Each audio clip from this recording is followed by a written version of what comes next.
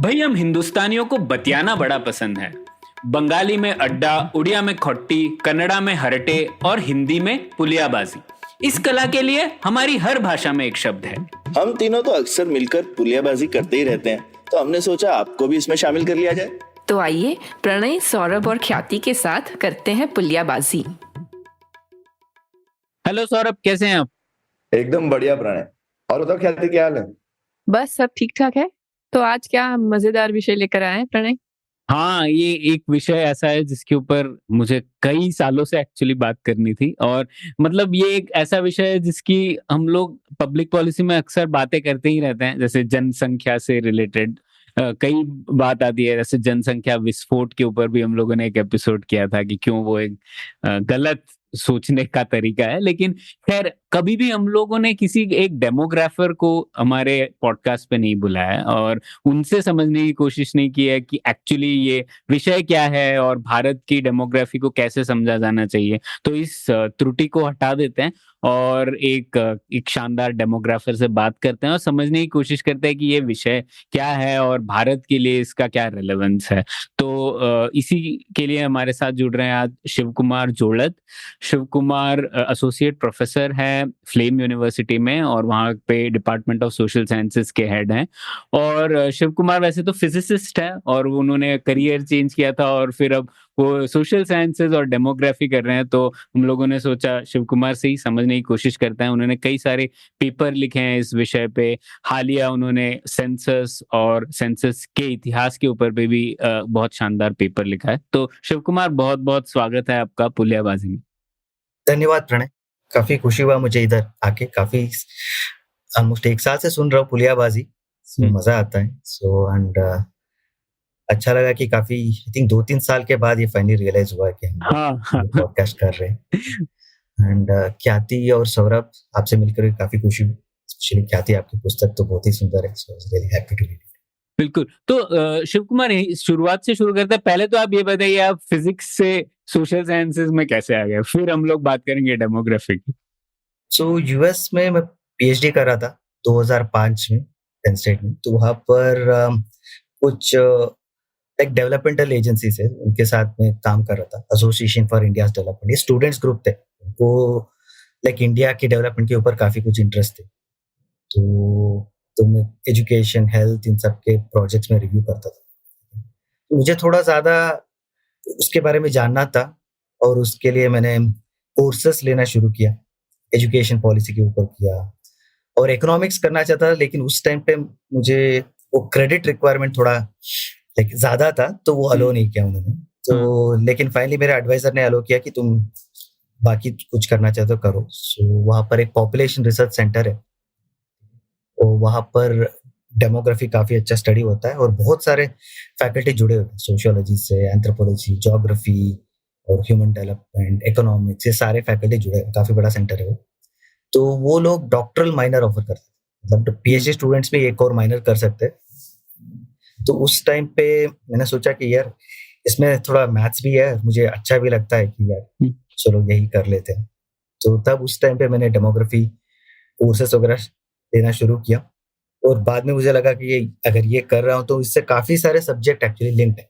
जैसे कि इंडिया में वो पब्लिक हेल्थ के ऊपर मैंने एक प्रोजेक्ट किया, Indian international institute of population science, IIPS बोलते हैं, मुंबई में है। सो वही सबसे ज्यादा पॉपुलेशन के ऊपर रिसर्च करते हैं इंडिया में। तो वहां पर मैंने मैटरनल हेल्थ और मैटरनल चाइल्ड हेल्थ के ऊपर प्रोजेक्ट किया और मुझे एजुकेशन में भी इंटरेस्ट था। तो मुझे लगा कि हर जो भी सोशल साइंस फील्ड में जाते हो, फर्स्ट थिंग आप देखते हो कि भाई उसमें पॉपुलेशन के नंबर, एज ग्रुप के नंबर, सेक्स रेशियो, ये सब यूज होता रहता है। तो मुझे लगा कि ये तो काफी बढ़िया टूल है, मतलब किसी भी फील्ड में मतलब यूज कर सकता हूँ और बहुत अच्छा इंसाइट आता है। तो बाद में इसी को कंटिन्यू किया। पोस्ट ऑफिसर के बाद IIT में असिस्टेंट प्रोफेसर की तरह नौकरी मिली। तो वहां पर भी मैंने 1-2 साल पढ़ाया, मैंने मतलब डेमोग्राफी 3-4 साल एक्चुअली। फिर फाइनली तो फ्लेम यूनिवर्सिटी अप्लाई किया, 2019 में ज्वाइन किया। वहाँ पर कंप्लीटली सोशल साइंस में शिफ्ट हो गया। IIT में फिजिक्स और सोशल साइंस दोनों में जॉइंट फैकल्टी था, लेकिन बाद में मुझे लगा यार दोनों काम करना थोड़ा मुश्किल है, एक फील्ड फाइनली चूज करना चाहिए, तो सोशल साइंस में एंटर किया। आपका पीएचडी का मेजर फिजिक्स का ही रहा था, आपने ये माइनर में किया था, तो आपका फिजिक्स का क्या मेजर था वो भी पूछ लेते हैं, जो ऑल्दो आप वो कर नहीं रहे हैं। अच्छा, सो फिजिक्स में मैंने लो टेम्परेचर फिजिक्स किया था, सो मतलब अच्छा, थियोरेटिकल कंडेंस मैटर फिजिक्स बोलते हैं उसको। So super I think conductivity. हाँ एग्जैक्टली, हाँ जो प्रणय ने थोड़ा काम किया वो सेमीकंडक्टर्स, सुपर कंडक्टर, हाँ उसी रिलेटेड है, जो चिप फैब्रिकेशन उन सब में जो यूज होता है, लेकिन सेमीकंडक्टर, तो उसको बहुत ही लो टेम्परेचर में हम स्टडी करते हैं। इंजीनियरिंग एप्लीकेशन थोड़ा रूम टेम्परेचर में होता है, हमारा ऑलमोस्ट 0 केल्विन के आसपास जो क्वांटम फेनोमेना जो आते हैं, तो उसको हम स्टडी किया था, लेकिन 2 डायमेंशनल इलेक्ट्रॉन गैस बोलते हैं, तो वो स्टडी किया था। काफी थियोरेटिकल है, लेकिन उसमें एक्सपेरिमेंटल रिजल्ट्स भी है। वाह। लेकिन वो जब मैं उसका पीएचडी थीसिस टॉपिक जब मैं बोलता हूँ लोगों को समझ में नहीं आता है, लेकिन जब बाकी डेमोग्राफी या एजुकेशन के बारे में बोलता हूँ तो थोड़ा बहुत उनको चमकता है। हाँ, वो प्रॉब्लम नहीं होगा सबको। हर किसी के पास एक मत तो रहता ही है डेमोग्राफी और विषय पे, पॉपुलेशन के ऊपर। तो वो तो आपने सही बोला। तो इसी बात पे शुरू करते हैं ना शिव कुमार की, ये डेमोग्राफी जो है ये इस ऐसे एज ए डिसिप्लिन इसको कैसे समझे आपने? एक मीडियम पे बहुत अच्छा पोस्ट भी लिखा था इसके ऊपर, हम लोग शेयर करेंगे उसको। लेकिन क्या है ये डेमोग्राफी? इसमें डेमोग्राफर्स क्या स्टडी क्या करते हैं, और इस डिसिप्लिन का दूसरे सोशल साइंसेस के साथ रिश्ता क्या है? तो ये थोड़ा बताइए हम। एक्चुअली देखा जाए तो डेमोग्राफी काफी सिंपल सब्जेक्ट है, ये हर घर में चलता है। सो हर घर में बच्चा पैदा होता है, कि हम लोग पैदा हुए बर्थ, और हर घर में कोई ना कोई मृत्यु तो होती ही रहती है, और हर कोई अभी या किसी टाइप घर छोड़ के कहीं और रहता है, तो माइग्रेंट बोलते हैं। जैसे कि आई थिंक हम सब लोग माइग्रेंट से एक तरीके से, अगर हम माइग्रेंट नहीं हो तो अपने पूर्वज लोग एक ना एक टाइम पेरेंट्स या ग्रैंड पेरेंट्स जो भी है बाप पर दादा, तो हर कोई माइग्रेंट है। अगर आप सबसे पुराना लेके जाए, अगर वी आर इंडियंस, तो उसमें से हम लोग अफ्रीकन माइग्रेशन आता है, और ईरानियन माइग्रेशन, स्टेप माइग्रेशन, तो माइग्रेशन भी आ जाता। और एक चीज, हर साल हम बर्थडे सेलिब्रेट करते, तो मतलब every year we age by 1 year. सिर्फ इसी बेसिक कॉन्सेप्ट्स को लेके डेमोग्राफी बना है, जनन, मरण, माइग्रेशन, और हर साल एक हमारा एज ग्रुप एक बढ़ता है, उम्र बढ़ता है। तो इसको एक वैज्ञानिक तरीके से मतलब डेमोग्राफर स्टडी करते हैं। ये सब घर में जो होता है उसको थोड़ा सा एग्रीगेट कीजिए, थोड़ा ऊपर आप एक लाइक सिटी के में कर सकते हैं या गांव में कर सकते हैं, सो गांव का पॉपुलेशन हो जाता है। घर में जो पॉपुलेशन चेंज होता है कि एक नया बच्चा आ गया तो पॉपुलेशन घर का इंक्रीज होता है। जैसे एक गांव में तो बहुत सारे बच्चे पैदा हो सकते हैं एक साल में, तो उनका पॉपुलेशन इंक्रीज होगा, लेकिन कुछ लोग मरते भी है तो जनगणना वो थोड़ा कम होता है। तो और कुछ लोग बाहर जाते हैं गांव से, लाइक आउट माइग्रेशन, शहरों में आते हैं तो इन माइग्रेशन। तो ये सारे टॉपिक है ना, ये सब मिला के मतलब एक एग्रीगेट तरीके से स्टडी करे तो वो डेमोग्राफी बन जाता है। लेकिन इसमें और एक डायमेंशन भी है, जैसे कि हम जेंडर ऐड कर सकते हैं, like male and female population pyramid में वो इम्पोर्टेंट होता है। और बाकी हम सबका अलग अलग आइडेंटिटी रहता है, लाइक रिलीजन एक आइडेंटिटी है कि हम लोग इस धर्म से है, तो उसका एक आ जाता है। लेकिन कास्ट का एक आइडेंटिटी है, अगर आप यूएस में जाएंगे तो रेस बोलेंगे, तो उसका एक आइडेंटिटी। तो जो भी हम जनगणना को मतलब अलग अलग ग्रुप में अगर डिवाइड करेंगे तो पॉपुलेशन कंपोजिशन बनता है। सो डेमोग्राफी सिर्फ एक जनगणना नहीं है, जनमापना या जन संरचना वो है। सो जिससे हम पॉपुलेशन और उसके कैसे एज डिस्ट्रीब्यूट हुआ है, और उसका gender male and female ratio क्या है, और कास्ट कंपोजिशन क्या है, रिलीजियस कंपोजिशन क्या है, एंड देन ये कैसे बदल रहा है वो भी इम्पोर्टेंट है कि मतलब तो एक टाइम से दूसरे टाइम पर मतलब पॉपुलेशन कैसे बदल रहा है और कंपोजिशन कैसे बदल रहा है। और एक टेम्पोरल चेंज बोलते हैं उसको, एक और स्पेशल चेंज भी बोलते हैं। लेकिन एक जगह से दूसरी जगह पर आप जाएंगे तो मतलब आपका कंपोजिशन बदलता रहता है। गांव में एक्चुअली आउट माइग्रेशन की वजह से मेल का पॉपुलेशन कम होता है, लेकिन शहरों में यूजुअली मेल पॉपुलेशन थोड़ा ज्यादा होता है। सेक्स रेशियो थोड़ा उल्टा होता है, बिकॉज काम के लिए मेल माइग्रेशन ज्यादा होता है। सो ये सब हम देख सकते हैं, एक पैटर्न होता है पॉपुलेशन। और जो कोई भी मूव होता है, फॉर एग्जांपल यंग एज में लोग मूव करते हैं, आपने पढ़ाई कर लिया, उसके बाद जॉब के लिए किसी और जगह पर चले गए, ठीक है। तो जो माइग्रेट करते हैं उनका भी एक कैरेक्टरिस्टिक होता है। और एक चीज अगर डेथ्स के बारे में एक्चुअली डेमोग्राफी एक मरण के मतलब स्टडी के बेसिस पे ही शुरुआत हुई एक्चुअली। बिल्स ऑफ मोर्टालिटी 1600 में जॉन ग्रांट ने स्टडी किया, तो लोग किस किस कारण से मर रहे थे उन सबको उन्होंने टैबलेट किया, तो उसके बेसिस पे मोर्टालिटी रेट और एक चीज बोलते हैं लाइफ टेबल, उन्होंने वो कंस्ट्रक्ट किया। तो ये मृत्यु का भी अलग अलग पैटर्न्स होते हैं, लेकिन काफी साल तक ये जो बच्चे जो होते हैं ना, उनका जो मरण का रेट जो होता है वो सबसे ज्यादा होता है। लाइक इन्फेंट मोर्टालिटी बोलते हैं, neonatal mortality, infant mortality, child mortality 5 साल के अंदर। सो ये बहुत हाई होता है। बाद में थोड़ा कम होगा, फिर 15-16 एज के बाद फिर से ज्यादा हो जाता है। और ये पैटर्न को स्टडी करते हैं और काफी सारे डिफरेंस भी है। हमेशा आप देखते होंगे कि मतलब जनरली औरतें ज्यादा साल एक्चुअली जीते हैं, लाइक लाइफ एक्सपेक्टेंसी जो अगर हम बोलते हैं, तो सो लाइक लेडीज का ज्यादा रहता है। सो वो क्यों है, तो डेमोग्राफी ये भी थोड़ा स्टडी करता है। इसको अलग अलग लेवल पे आप अगर स्टडी करना चाहते हो तो एक नेशन के एग्रीगेशन पे आप स्टडी कर सकते हो, स्टेट के या डिस्ट्रिक्ट पे या विलेज पे, किसी भी एक एग्रीगेशन पे आप स्टडी कर सकते हो। तो शिव कुमार, तो डेमोग्राफी और ये जो आप स्टडी करते हैं उसका बाकी सामाजिक विज्ञानों पे क्या प्रभाव पड़ता है, उसके साथ किस तरह से इंटरेक्शन होता है? और इसमें मैं एक चीज और पूछना चाहता था, क्योंकि आपने वो उसका ओरिजिन का डिस्कशन किया कि मोर्टालिटी से था, तो ये क्या इंश्योरेंस मेजर करने की वजह से ये शुरू हुआ क्या, कि वरना आप इंश्योरेंस नहीं तय कर सकते अगर आपको लाइफ इंश्योरेंस करना है, तो क्या वो ओरिजिनेशन था इस साइंस का? तो पहले मतलब सरकार को कुछ इंटरेस्ट नहीं था मतलब जनन और मरण में, उनको सिर्फ टैक्स पेयर के ऊपर इंटरेस्ट। जो लोग लैंडलॉर्ड से ये थे, उनके एग्रीकल्चर टैक्स लेने के लिए उनकी गणना पहले।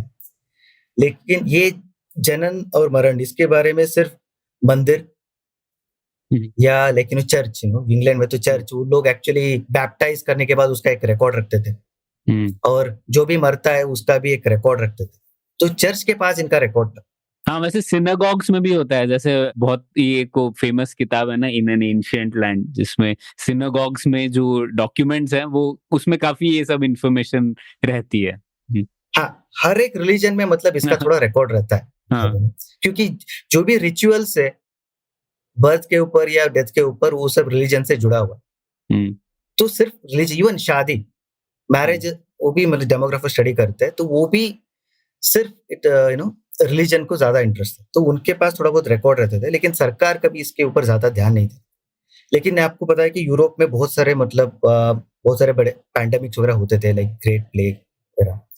तो इंग्लैंड ने, उन लोगों ने एक्चुअली उसका मोर्टालिटी रिकॉर्ड टैबुलेट करना शुरू किया, उसको बोलते हैं बिल्स ऑफ मोर्टालिटी।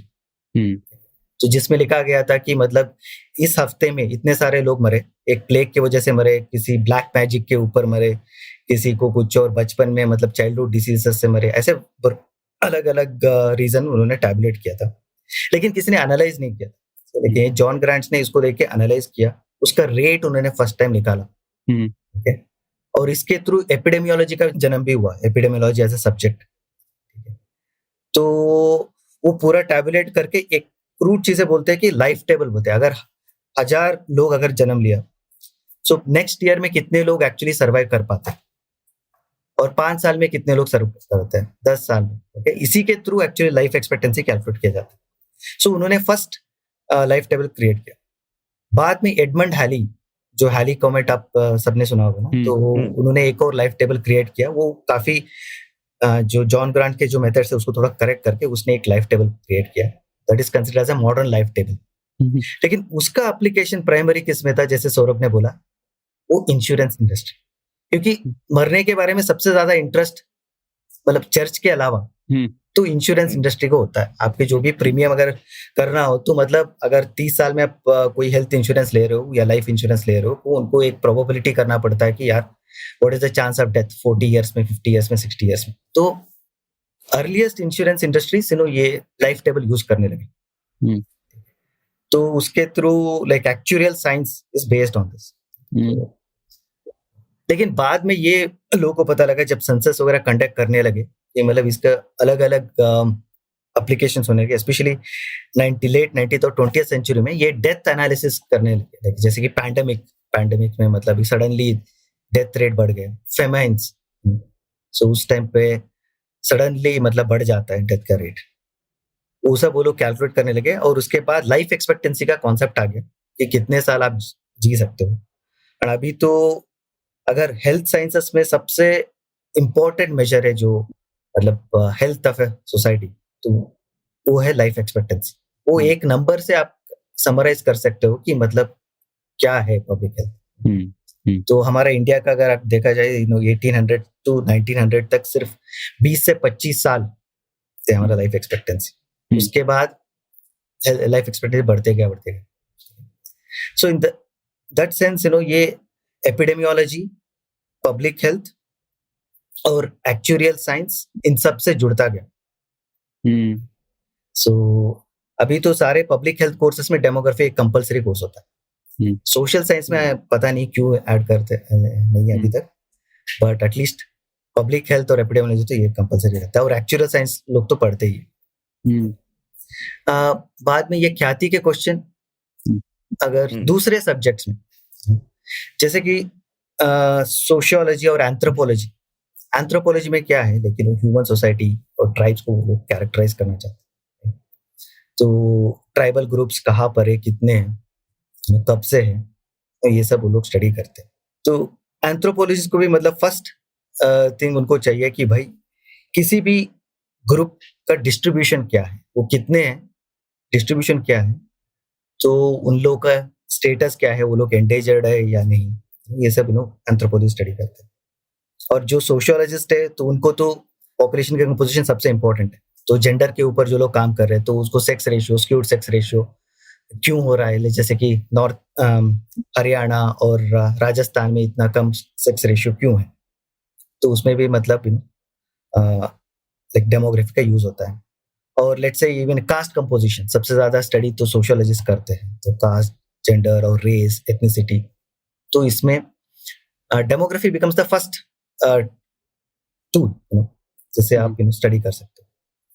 और बाकी एरिया जैसे कि एपिडेमियोलॉजी ऑलरेडी बता दिया कि मतलब कितना इंपॉर्टेंट है। और बाकी किसी भी आप लेकिन सोशल साइंस में एक रेट्स अगर कैलकुलेट करना चाहते हैं, जैसे कि एक simple example, gross enrolment rate primary school में कितना है, ये 1st to 5th ग्रेड, ये सबसे इंपॉर्टेंट है। उसमें न्यूमरेटर क्या चाहिए, जो बच्चे पढ़ रहे 1st to 5th ग्रेड तक। डिनोमिनेटर क्या है, करस्पॉन्डिंग एज ग्रुप, 6 से 10 साल तक ये बच्चे वो कितने हैं। सो जो भी आप रेट्स अगर calculate, labour force participation rate आप अगर आप चेक करना चाहते हैं, उसमें भी एक डिनोमिनेटर होता है, वो किसी एज ग्रुप से लिंक्ड होता है।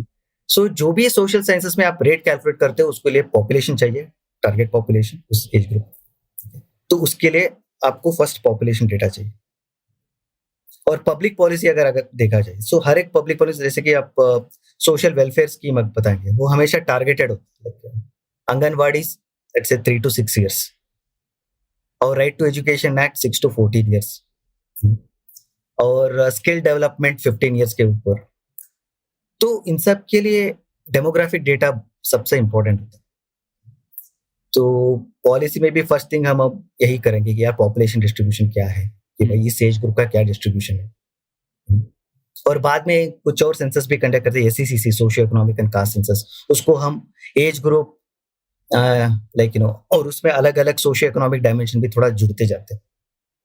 सो ऐसे इकोनॉमिक्स में भी है, इकोनॉमिक डेमोग्राफी एक सब्जेक्ट भी है, जैसे कि हम लोग डेमोग्राफिक डिविडेंड जब हम बात करते हैं, जो लेबर फोर्स, सो ये वर्किंग एज पॉपुलेशन कितना है, उनका रेशियो कितना पीक है, तो वो सब इंपॉर्टेंट होता है, तो वो लोग भी डेमोग्राफिक डेटा का यूज करते हैं। सो जैसे मैं जानता हूँ, लेकिन जो भी फील्ड मैंने आज तक ट्राई किया, लेकिन एटलीस्ट सोशल साइंस फील्ड में, उसमें ये यूजफुल है।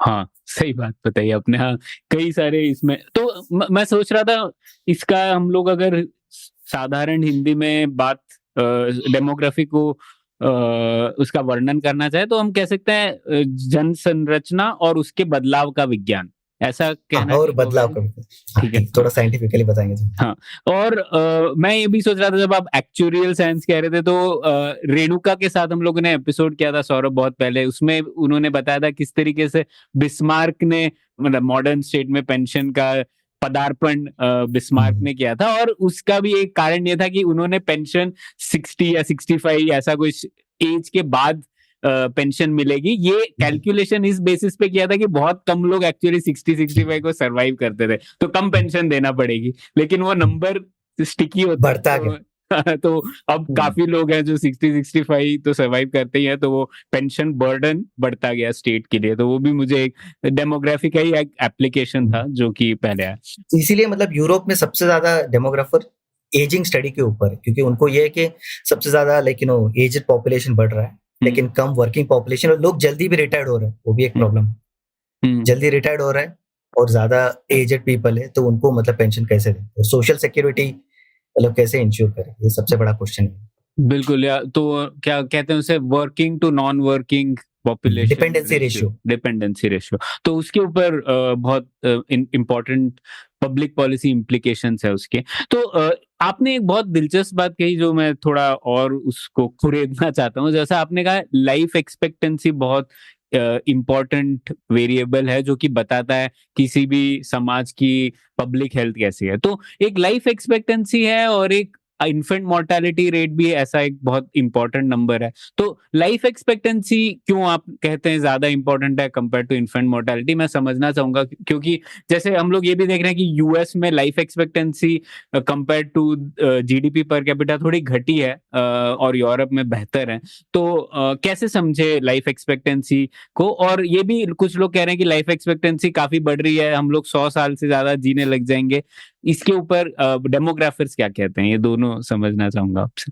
तो लाइफ एक्सपेक्टेंसी एक एग्रीगेट मेजर है सारे जो पॉपुलेशन के मोर्टेलिटी एक्सपीरियंस बोलते हैं, लेकिन सो अगर 100 लोग हो तो उसमें कुछ बच्चे 100 बच्चे पैदा होते हैं, तो कुछ लोग 1 साल के अंदर मरते हैं, कुछ लोग 5 साल के अंदर मरते हैं, कुछ लोग 10 साल, और ऐसे कुछ लेटर एज ग्रुप में भी होता है। हर एक एज ग्रुप में मतलब एक रेट होता है लेकिन मरने का। अर्लियर सोसाइटी में पहले जब ज्यादा मेडिकल एडवांसमेंट नहीं थे, इम्यूनाइजेशंस नहीं थे, वैक्सीनेशन वगैरह नहीं थे, और मेडिकल ट्रीटमेंट, नियोनाटल आईसीयू ये सब जब नहीं थे, तब बच्चों का जो मरने का रेट बहुत हाई था। अभी भी मतलब बहुत सारे डेवलपिंग कंट्रीज में, स्पेशली सब सहारन अफ्रीका कंट्रीज में इन्फेंट मोर्टालिटी काफी हाई है। तो सबसे ज्यादा डेथ एक्सपीरियंस इसी एज ग्रुप में होता था, 0 to 1 या 1 to 5, राइट। तो उस टाइम पे लाइफ एक्सपेक्टेंसी सबसे ज्यादा इसी डेथ ग्रुप से डिटरमाइन हो। क्योंकि अभी क्या हो रहा है, लेकिन बहुत सारे सोसाइटी में हम लोग मॉडर्न सोसाइटीज में we have try to overcome these things, बच्चे सर्वाइव कर पाते 98-99%। इंडिया में भी वैसे ही हो गया, जननी सुरक्षा योजना इन सब के बाद अगर आप देखेंगे तो इन्फेंट मोर्टालिटी रेट ऑलमोस्ट 300 से लेके अभी 30 ऐसे कुछ आ गया, और कुछ स्टेट्स में और भी कम है यूरोपियन कंट्रीज की तरह। अभी हमारा फोकस है कि मतलब this is what we call epidemiological transition. पहले हम लोग ज्यादा बच्चे कम्युनिकेबल डिसीजेस से मतलब मरते थे, अभी क्या हुआ है, नॉन कम्युनिकेबल डिसीजेस से हम लोग ट्रांजिशन हो गए, जिससे डायबिटीज, हिस्टेमिक हार्ट डिसीज, इन सब की वजह से, तो वो ओल्डर एज लाइफस्टाइल बर्डन्स के ऊपर डिपेंडेंट है, और कैंसर सब। तो ये ट्रांजिशन के बाद एक्चुअली इन्फेंट मोर्टालिटी थोड़ा कम इंपॉर्टेंट होता है। सो एक सबसे इजी एग्जांपल है कि कोविड टाइम पे इन्फेंट मोर्टालिटी बहुत कम चेंज हुआ, एक्चुअली कुछ बदला ही नहीं, क्योंकि बच्चे मरते नहीं थे कोविड की वजह से। तो अगर इन्फेंट मोर्टालिटी देखेंगे तो उसे कुछ फर्क ही नहीं है, बट सबसे ज्यादा ओल्डर एज ग्रुप पे हुआ। लाइफ एक्सपेक्टेंसी गिरा, लेकिन बच्चों के वजह, इन्फेंट मोर्टालिटी चेंज की वजह से नहीं, मतलब ओल्डर एज की वजह से। एक और एग्जांपल मैं देता हूँ, रशिया में मतलब बच्चे तो सर्वाइव करते हैं, लेकिन रशिया का लाइफ एक्सपेक्टेंसी गिर गया, वो गिर के इसके अल्कोहलिज्म इन सब की वजह से, वो ओल्डर एज ग्रुप में होता है। और लेट से आप कुछ अफ्रीकन कंट्रीज को लेके HIV का बर्डन इतना ज्यादा है, तो काफी सारे लोग मिडिल एज ग्रुप में मरते थे जो सेक्सुअली एक्टिव रहते थे उस टाइम पे, तो उनका लाइफ एक्सपेक्टेंसी डिक्लाइन इसीलिए हुआ क्योंकि उस HIV की वजह से मिडिल एज ग्रुप लोग मर। तो इसलिए ये जो एग्रीगेट मेजर है लाइफ एक्सपेक्टेंसी, ये थोड़ा ज्यादा इंपॉर्टेंट है पब्लिक हेल्थ के लिए। लेकिन जब सोसाइटी अभी ट्रांजिशन हो रहा है कि मतलब अभी भी कम्युनिकेबल डिजीजेस फेज में है, तो दोनों मेजर हम देखना पड़ता रशिया काफी अपवाद है ना, वहां पे औरतों और आदमियों का लाइफ एक्सपेक्टेंसी में शायद सबसे ज्यादा फर्क है पूरी दुनिया में, नहीं? 10 साल का फर्क है। हाँ, तो वो मैक्सिमम अल्कोहल एडिक्शन से मतलब वो एक्सप्लेन कर अच्छा, अल्कोहल की वजह से। जनरली मेल और लाइफ फीमेल में डिफरेंस रहता है, या 2 साल 3 साल ऐसे रहता है, इंडिया में भी है, हाँ, लेकिन वहां पर सबसे ज्यादा डिफरेंस है। हाँ, रशिया कुछ अलग ही लेवल पर। नहीं, उसका एक और रशिया का इंटरेस्टिंग चीज है, वो एक मदर हीरोइन अवार्ड है ना, वो आपने सुना है कि नहीं? जो सबसे ज्यादा बच्चे पैदा कर रहा हाँ, है। तो 1944 से, मतलब तब से ही उनको ये पॉपुलेशन कम हो रही है, ये एक डर था शायद, तो 1944 में एक अवार्ड उन्होंने घोषित किया था कि 10 से ज्यादा अगर किसी औरत के बच्चे होंगे तो उसे एक मदर हीरोइन अवार्ड देता था यूएसएसआर स्टेट। और इनफैक्ट 2022 में पुतिन ने वापस पुतिन ने भी किया किया इस अवार्ड को, क्योंकि वहां पे जनसंख्या काफी घट रही है, तो ये एक रिलेटेड चीज थी तो यूएसएसआर की। सो वो 2008 में भी पुतिन ने कहा था कि नेशनल डे कौन सा है, मैं भूल गया, उस डे पे अगर जो भी जन्म है उसके माताओं को मतलब 3-4 हजार रूबल्स ऐसे कुछ वो देगा। सो ये प्रोनेटल पॉलिसीज बोला जाता है, क्योंकि उन सबके पॉपुलेशन घट रहा है, तो उनको ज्यादा बच्चे चाहिए, तो इनकरेज कर रहे हैं। एक्चुअली मैं बहुत भटक रहा हूँ हमारे टॉपिक से, क्योंकि दिलचस्प बातें हैं ये, तो मैं ये भी जानना रहा, जैसे आप कह रहे हैं प्रो नेटल पॉलिसीज, तो कई जगहों पे लोगों को लगता है कि जनसंख्या बहुत बढ़ रही है, लेकिन हम लोग रियलिस्टिकली देख रहे हैं तो पॉपुलेशन ग्रोथ रेट, जो फर्टिलिटी रेट है, काफी लोगों को पता है, भारत जैसे देशों में भी अभी काफी कम हो गया है। तो एक्चुअली प्रो नेटल पॉलिसी से कुछ बदलाव आ पाएगा क्या, कि एक सोसाइटल चेंज अगर हो गया, एक ट्रांजिशन हो गया, ट्रांसफॉर्मेशन हो गया, तो कुछ भी कर लो आप, ऐसे 10 बच्चे कौन अगर रखेगा, अगर अवार्ड भी दे रहा है कोई, तो उससे किस तरीके से हम लोग सोचे, डेमोग्राफर्स कैसे सोचते हैं, इस तरीके की पॉलिसीज एक्चुअली काम करती हैं क्या? तो 10 बच्चे जरूरत नहीं है, एटलीस्ट 2 बच्चे हो तो एक तरीके से हम लोग मेंटेन कर सकते हैं स्टेबिलिटी के लिए ओवरऑल। लेकिन अभी क्या हो रहा है, बहुत सारे सोसाइटीज में 2 से कम है, वो कंटिन्यूअली ऐसा है, मतलब ऐसा नहीं कि मतलब 1 साल लेकिन फर्टिलिटी रेट सिर्फ 1.5 है, ऐसा नहीं है कि मतलब 30-40 साल से मतलब कम है, जैसे कि साउथ कोरिया में, जापान में बहुत ही कम फर्टिलिटी रेट, तो उससे वो सारे countries already population decline experience कर रहे हैं। अगर प्रोनेटल से मतलब सब लोग तो ये नहीं होगा कि मतलब प्रचलित होके मतलब बच्चा ज्यादा नहीं पैदा करेंगे, लेकिन अगर उसके साथ कुछ जैसे कि चाइल्ड केयर इंसेंटिव अगर दिया जाए, कि स्वीडन में ये थोड़ा एक्सपेरिमेंट था कि मतलब आपको पैटर्निटी लीव भी वहां पर 2 साल देते हैं, मैटरनिटी लीव भी 2 साल देते हैं, और ऑफिस में एक क्रश देते हैं ताकि मतलब बच्चे को कुछ एक्स्ट्रा सुविधा मिल जाए। तो ये सब से थोड़ा बहुत फर्टिलिटी इंक्रीज कर सकते, बट ऐसा नहीं है कि मतलब बहुत ज्यादा होगा, तो वी हैव टू सी। तो शिव कुमार, आपने तो समझाया कि मतलब डेमोग्राफी का कितना इम्पोर्टेंस है बाकी सारे सामाजिक विज्ञानों में भी, क्योंकि उन सब की स्टडीज में कहीं ना कहीं डेमोग्राफी से जो डेटा निकलता है उसकी जरूरत पड़ती है। तो हमारा जो रीसेंट हमारी जो जनगणना है वो काफी लेट चल रही है, मतलब डिलेड हो चुकी है, और काफी पत्रकार और एकेडमिक्स इस विषय पे बोल रहे हैं, लेकिन ज्यादातर लोगों को इस बात से कुछ इतना फर्क नहीं पड़ता है। तो थोड़ा एक पर्सपेक्टिव देंगे आप एज अ डेमोग्राफर की इसका क्या इम्प्लीकेशन होता है बाकी सारी चीजों पे, किन चीजें हमारी है जो उससे अफेक्टेड होने वाली है? सो फर्स्ट टाइम एक देखना चाहिए कि मतलब पिछले 150 साल से 1872 में स्टार्ट हुआ और 1881 में हमारा सिंक्रोनस सेंसस इंडिया में स्टार्ट हुआ। उसके बाद ये फर्स्ट टाइम है जो ऑल इंडिया सेंसस हमने बंद किया 2021, जो नहीं हुआ। इवन वर्ल्ड वॉर 2 जब हो रहा था 1941 में, तब भी इंडिया में सेंसस किया गया। सारे टेबल्स हमने रिलीज नहीं किया, बट फिर भी मतलब बेसिक पॉपुलेशन फिगर्स वो सब तो हमारे पास था वर्ल्ड वॉर 2 टाइम पे। जब इंडिया का जब पार्टीशन हुआ उसके बाद 1951 में इंडिया में इतने सारे प्रॉब्लम्स थे, फिर भी हमने जनगणना की। तो वो भी जब प्री कंप्यूटर एरा पे ये सब हम कर रहे थे। हमें 2021 में बोला जाता है, 2020 और इसमें बोला जाता है कि मतलब कोविड की वजह से हम जनगणना नहीं करेंगे, ऐसे फर्स्ट अनाउंसमेंट हुआ। मैं सोचा ठीक है 1 साल छोड़ के एटलीस्ट 1 साल के बाद तो होगा। उसके 1 साल बाद नेपाल में सेंसस हुआ। 2022 में मतलब बांग्लादेश में हुआ। लेकिन हमारे जो रजिस्ट्रार जनरल ऑफ इंडिया और home ministry of home affairs ने हर बार उसको पोस्टपोन करते गए। तो इसमें इम्प्लीकेशंस ये है कि मतलब जो भी सरकार का जो एडमिनिस्ट्रेशन चलता है, तो उनके लिए ये जनगणना एक पॉपुलेशन काउंट सबसे इम्पोर्टेंट है। क्योंकि जैसे कि आप डिस्ट्रिक्ट कलेक्टर के ऑफिस जाएंगे तो उनके पास एक होता है डिस्ट्रिक्ट सेंसस हैंडबुक। तो वो हर एक डिस्ट्रिक्ट का होता है, उसके पॉपुलेशन के बारे में रहता है, एडमिनिस्ट्रेशन डिविजन्स, विलेज, उनके मार्क और उसके बहुत सारे इश्यूज के बारे में उसमें लिखा है, workers participation, literacy rate, sex ratio, सब कुछ उसमें रहता है। सो नो हर 10 साल में लाइक अपने डिस्ट्रिक्ट्स काफी सारे बदलते रहते हैं। जैसे कि 2011 में मतलब 640 डिस्ट्रिक्ट्स थे, अभी 785 डिस्ट्रिक्ट्स हो गए, मतलब 140 डिस्ट्रिक्ट एक्स्ट्रा हो गए।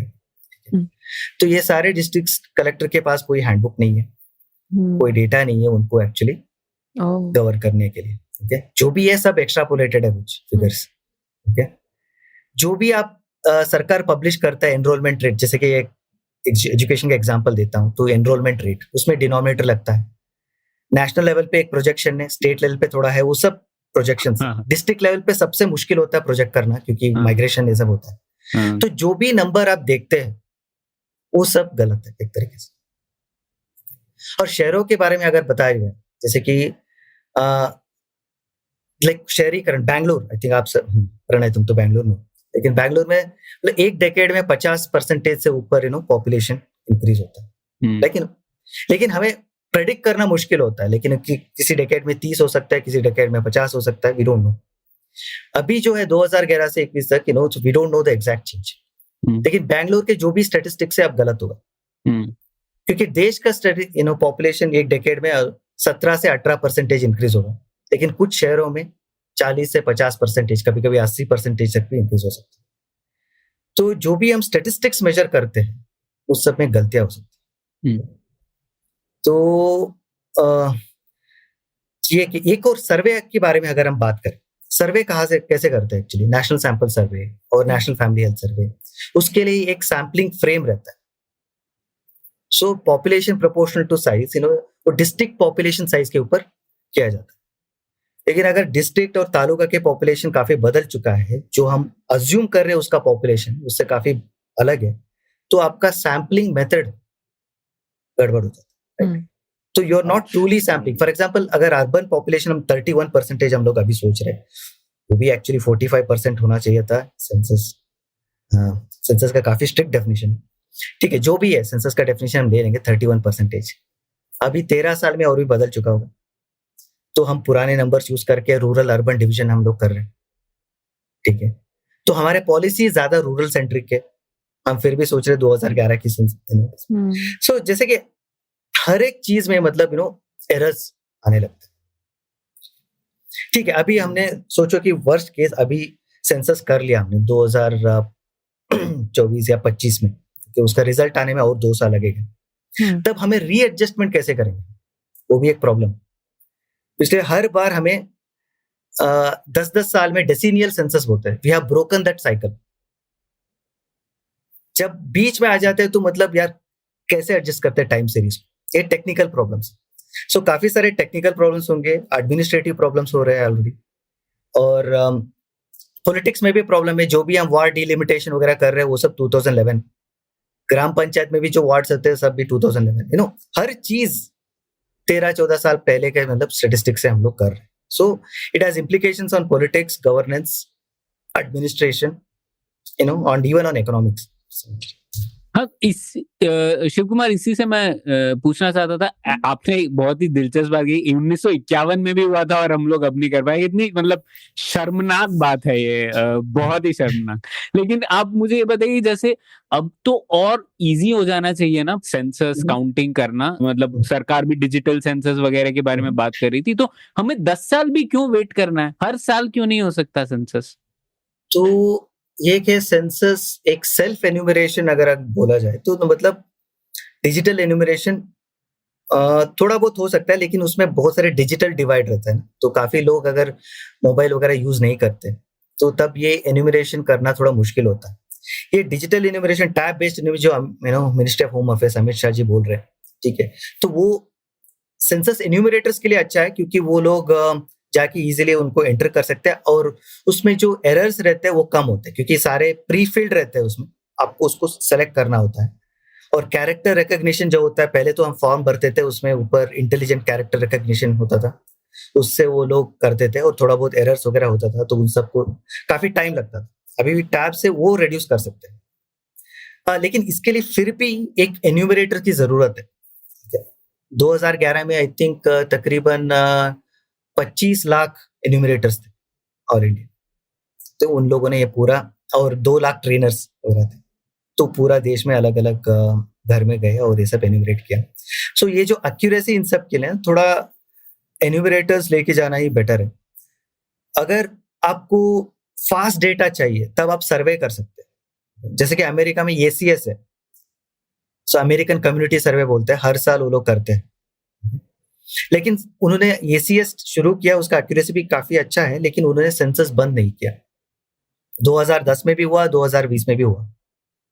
ओके, सो इंडिया एक एक्सेप्शन है बहुत सारे कंट्रीज में, मतलब पाकिस्तान की 2017 में हुआ था, मतलब जो भी साउथ एशियन कंट्रीज में अगर कंपेयर करेंगे ना, बांग्लादेश भी कर रही है, मतलब हमें क्या प्रॉब्लम? सिर्फ पॉलिटिकल रीजन ही बोल सकते हैं और कुछ और नहीं। ये मुझे इसमें एक्चुअली पूछना था, पॉलिटिकल रीजन ही है, आपने मतलब खुद बोल दिया, मैं ही बोलने वाला था कि इसके अलावा तो कोई रीजन नहीं है।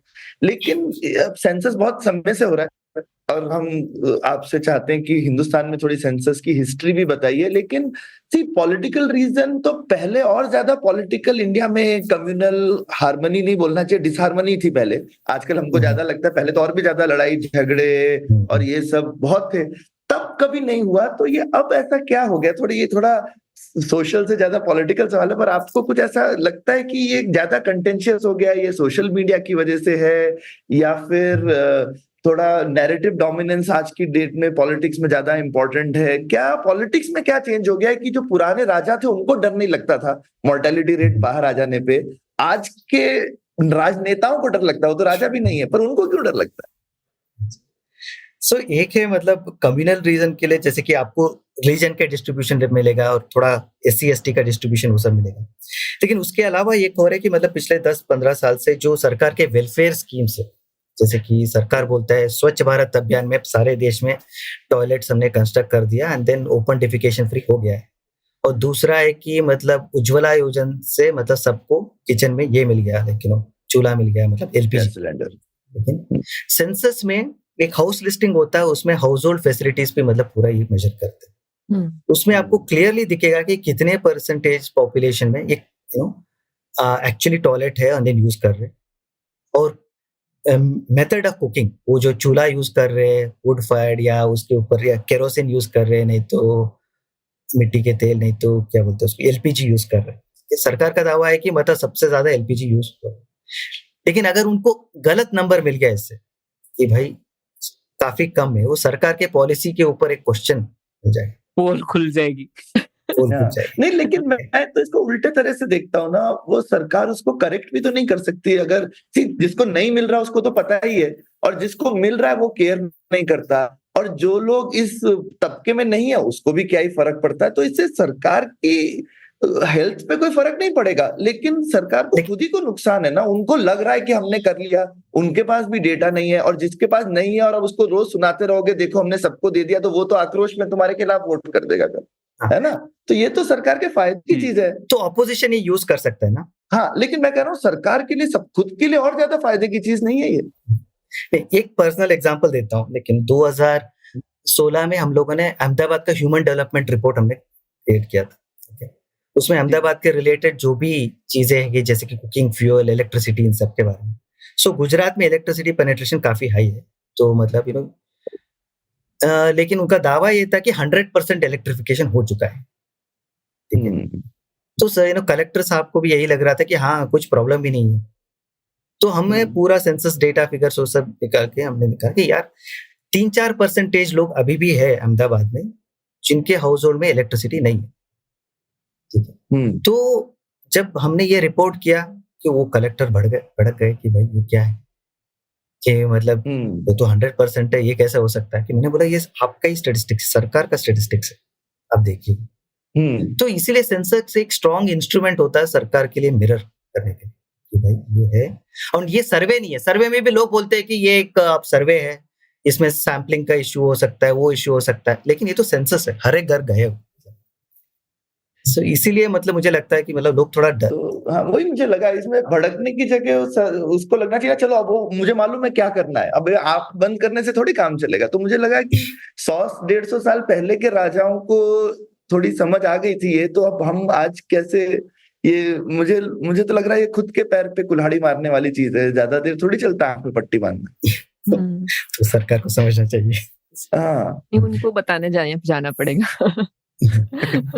ठीक है, तो ये हिस्ट्री पे थोड़ा सा आते हैं ना जी का। तो ठीक है, इंग्लैंड वगैरह में तो शुरू हुआ अराउंड 1850-60s में, आपने बोला काफी कुछ ये, और लगभग 1880s में इंडिया। लेकिन सेंसस तो बहुत पुराना है ना, रोमन समय से सेंसस होता था, करेक्ट?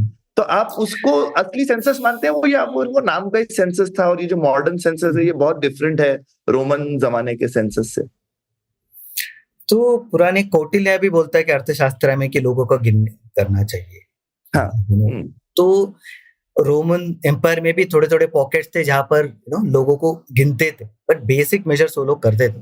लेकिन सबसे ज्यादा जो राजा महाराजों को इंटरेस्ट था, जो लोग वर्किंग पॉपुलेशन जो रहते हैं ना, जो खेती करते हैं, क्राफ्ट्समैन रहते हैं, उनसे थोड़ा टैक्स निकालना। आईने अकबरी जो मुगल सेंसस में भी इसी के बारे में थोड़ा बताया जाता है।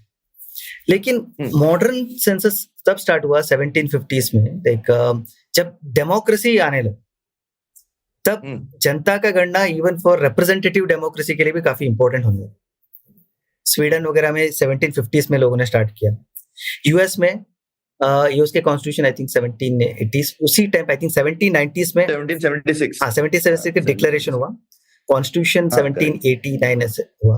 1790 में फर्स्ट सेंसस हुआ। इनफैक्ट यूएस के कॉन्स्टिट्यूशन में लिखा गया कि मतलब हर 10 साल सेंसस कंडक्ट करना ही चाहिए, और इसी सेंसस के बेसिस पे वो डिलिमिटेशन होना चाहिए। इंडियन कॉन्स्टिट्यूशन में भी सेंसस के बारे में लिखा है, उसने ये भी नहीं बोला कि 10 साल में होना चाहिए, लेकिन यूएस कॉन्स्टिट्यूशन में क्लियरली लिख दिया है, ठीक है। और इंग्लैंड में शुरू हुआ 1800s में। और जब ईस्ट इंडिया में एक्सपैंड कर रहा था, तो एक चीज है, पहले कलेक्टर्स कलेक्ट करते थे टैक्स, इन सब में उनको इंटरेस्ट था, तो वो कर रहे थे। लेकिन वो एज ऑफ एनलाइटनमेंट में गुजरे हुए थे और एज ऑफ इंडस्ट्रियलाइजेशन वो सब शुरू हो रहा था। उनको काफी कुछ क्यूरियोसिटी भी बढ़ने लगा, जैसे कि वो विलियम जोन्स ने मतलब इंडोलॉजी एक शुरू किया। इंडो आर्यन लैंग्वेजेस के क्लासिफिकेशन पहले आगे थे, started linking between Indian languages और यूरोपियन लैंग्वेजेस। तो और ये सारे गवर्नर्स और कलेक्टर्स को इंडिया के बारे में थोड़ा इंटरेस्ट बढ़ गया। Then they wanted to survey the India. For example great trigonometric survey शुरू हुआ, एंड देन ये एजुकेशन सर्वेस हुआ। मद्रास प्रेसिडेंसी में मुनरो सर्वे बोलते हैं। So first time we get some basic statistics about education उस टाइम पे 1820s पे। Mount Stuart Elphinstone Bombay में हुआ और बंगाल में भी हुआ। तो इस टाइम पे वो लोग इंडिया को थोड़ा ज्यादा जानना चाहते थे। एक बेटर एडमिनिस्ट्रेशन के लिए भी बोल सकते हैं, कुछ पॉलिटिकल रीजंस भी हो सकते हैं, कुछ कल्चरल रीजंस भी हो सकते हैं। Education was not so much linked to politics. तो कुछ शहरों में इन लोगों ने सेंसस शुरू किया, जैसे कि इलाहाबाद में किया, बनारस में फ्रांसिस बुकनन जो उन्होंने किया। सो अलग अलग सिटीज और डिस्ट्रिक्ट्स में सेंसस कंडक्ट करने लगे, और ये डिस्ट्रिक्ट गेजेटियर्स जो होते थे, गेजेटियर्स करने लगे, तो उसमें भी ये काफी यूजफुल। सिंस बाद में उनको कास्ट इन सब के ऊपर भी काफी दिलचस्पी थी, तो they wanted to categorise India's population. तो उसके बाद 1870s में देखो, 60s और 70s में डिबेट होने लगी कि पूरा नेशन वाइड सेंसस होना चाहिए। एंड जो पहले ये जो कलेक्टर सारे इंफॉर्मेशन गैदर करते थे अपने डिस्ट्रिक्ट के बारे में कि भाई इतने सारे लोग हैं यहाँ पर, इस टाइप की जातियां हैं, अलग अलग, उसको एक नेशनल पिक्चर उनको देखना था कि भाई पूरा देश में क्या है। तो उसके लिए उन्होंने ये शुरू किया। पहले एसिंक्रोनस हुआ करता था, मतलब कुछ प्रोविंस में पहले हुआ और कुछ प्रोविंस में बाद में हुआ। मद्रास प्रेसिडेंसी में बहुत पहले हुआ, बाद में थोड़ा बॉम्बे में स्प्रेड हुआ, नॉर्थ वेस्ट प्रोविंसेस में सेंसस हुआ। तो प्रोविंशियल लेवल पे थोड़ा बहुत स्टार्ट हुआ, बट ओनली इन 1881 हमको पूरा नेशन वाइड सेंसस शुरू हुआ। तो आपने कास्ट सेंसस की भी बात करी, क्योंकि तो अंग्रेजों ने 1881 से 1931 तक 50 साल तक कास्ट भी गिनते थे, क्योंकि उनको लगा कि हिंदुस्तान में तो कास्ट बहुत इंपॉर्टेंट चीज है। और फिर 1931 के बाद बंद हो गया कास्ट गिनना, शायद इसीलिए अंग्रेजों पे काफी बार व्हाट्सएप में काफी बार ऐसे इल्जाम लगता है, उन्होंने ही हिंदुस्तान में, पहले तो कास्ट होती ही नहीं थी, अंग्रेजों की वजह से हिंदुस्तान में कास्ट शुरू हो गई। तो ये वाली जो चीज है वो भी उनपे इल्जाम इसी वजह से लगता है, जबकि हमको पता है ऐसा नहीं है, कास्ट तो थी हिंदुस्तान में, लेकिन उन्होंने गिनना शुरू किया। पर गिनने की वजह से, गिनने का भी पॉलिटिक्स है ना, तो गिनने से कास्ट ज्यादा फॉर्मल हो जाती है, कुछ नई कास्ट शायद बन भी गई, स्पेलिंग मिस्टेक्स की वजह से कास्ट बन गई इंडिया में, कुछ बड़े अजीबोगरीबे चीज हुई है कास्ट सेंसस वगैरह की वजह से। तो अब हम फिर से बात भी चल रही है हिंदुस्तान में, हम फिर से भी करना चाहते हैं कास्ट सेंसस।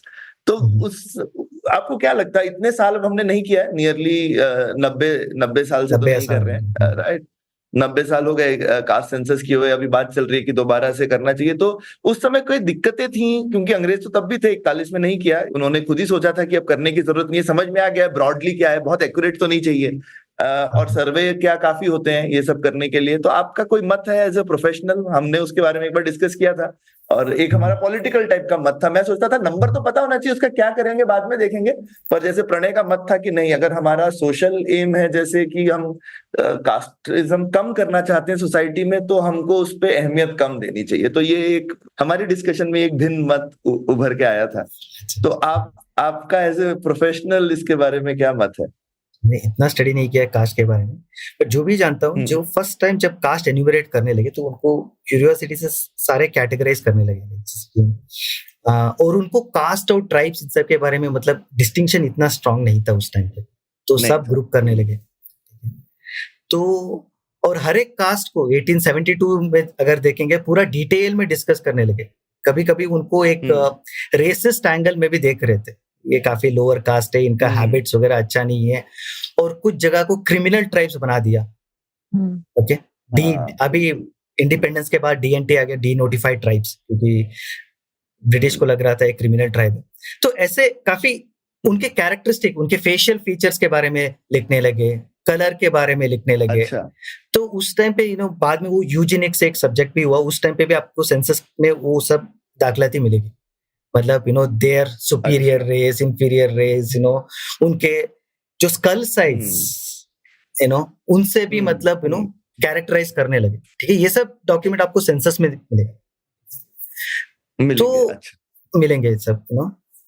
तो ये सब कर रहे थे। बट ये जो आपने कहा कि मतलब ऐसा नहीं है कि इंडिया में कास्ट नहीं था, लेकिन ऑफ कोर्स 2000 साल से कास्ट ऑपरेशन चल रहा था, बट इसके वजह से एटलीस्ट लोगों को अपना न्यूमेरिकल स्ट्रेंथ पता लगा कि हम इतने हैं, यहाँ पर हम लोग फैला हुए, हम लोग माइनॉरिटी है, हमें ऑप्रेस किया जा रहा है, एटलीस्ट एक नंबर्स उनको।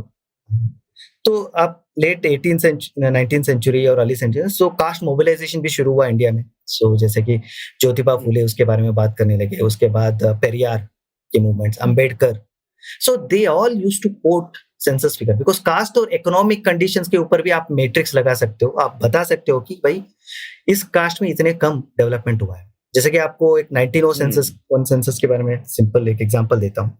बड़ौदा में अगर लिटरेसी रेट के बारे में बता जाए, Baroda is a progressive state, उसमें 75% ब्राह्मण के किरा मेल्स दे वर लिटरेट 1901 में, और वुमेन में 2% ऐसा कुछ था।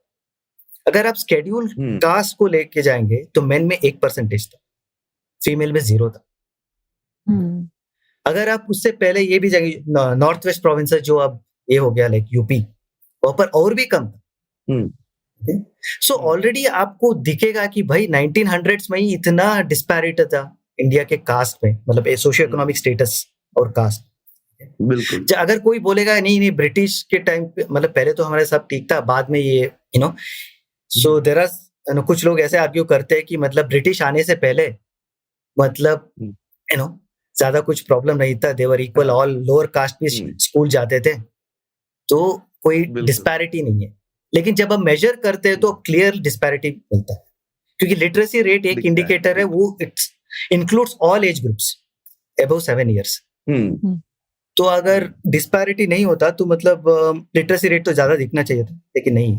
सो हर जगह पर आपको ब्राह्मण मेल्स सबसे ज्यादा दिखेंगे लिटरेसी रेट, फीमेल कम, और शेड्यूल कास्ट और शेड्यूल ट्राइब्स सबसे कम। सो ये नंबर से लोग एक्चुअली मोबिलाइज करने लगे कि भाई हमारा स्टेटस देखो, वी नीड रिजर्वेशन। हमारे जॉब्स में नहीं है, जैसे कि कोल्हापुर में राजा like he actually give the first reservation for the Dalits in the oppressed class. Later of course Ambedkar wanted a separate electorate based on this, because he knew ki bhai what is the strength, what percentage we should have the separate electorate. So I think that census played a very crucial part in mobilization.